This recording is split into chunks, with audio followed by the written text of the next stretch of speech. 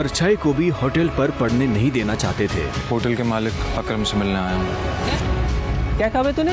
अकरम साहब से मिलने आया है? अबे तू जैसे आदमी से ना हमारे अकरम साहब बाथरूम भी साफ ना कराए, समझा? बड़ा आया अकरम साहब से मिलने वाला, चल जा यहाँ से। सिक्योरिटी गार्ड्स इतना कहकर अभिनव को साइड में हटा ही रहे थे कि तभी वहां अभिनव की एक्स गर्लफ्रेंड वैभवी अपने नए बॉयफ्रेंड के साथ पहुंचती है। अरे गार्ड भैया,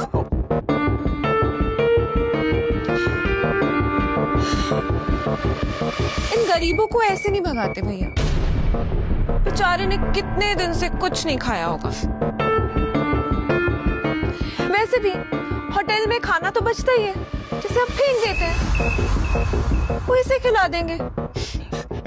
बेचारा बहुत दिनों से भूखा लग रहा है। अभी कुछ दिन पहले ही वैभवी अभिनव के साथ जीने मरने की कसमें खाया करती थी और आज वो उसके ही सामने किसी भिखारी की तरह बर्ताव कर रही थी। मुझे तो विश्वास ही नहीं होता देव कि ये निठल्ला तुम्हारा बॉयफ्रेंड था। देवेन की इस बात को सुनकर अभिनव के गुस्से का ठिकाना नहीं था, लेकिन इससे पहले कि वो कुछ कहता, वहाँ एक आलीशान कार आकर रुकती है।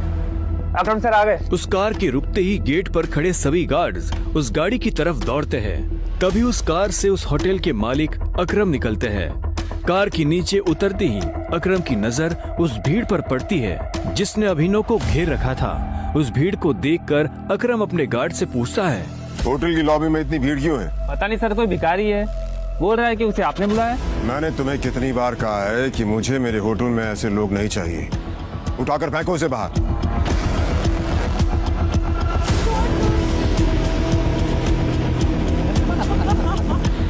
अकरम की बात सुनते ही तुरंत 4 गार्ड्स अभिनव की तरफ बढ़ते हैं और उसे वहां से उठाकर बाहर ले जाने लगते हैं। गार्ड्स अभिनव को अकरम के सामने से ही उठाकर ले जा रहे होते हैं कि तभी अकरम की नजर अभिनव के हाथ में पहनी अंगूठी पर जाती है और उसके बाद जो होता है उसे देख वहां खड़े सभी लोगों की दुनिया हिल जाती है। छोड़ो इसे। सर, अभिनव के हाथ में उस अंगूठी को देखते ही अकरम उन गार्ड्स को रोकता है।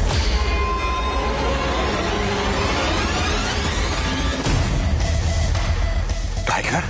और उधर करोड़पति अकरम अभिनव के पैरों में गिर जाता है।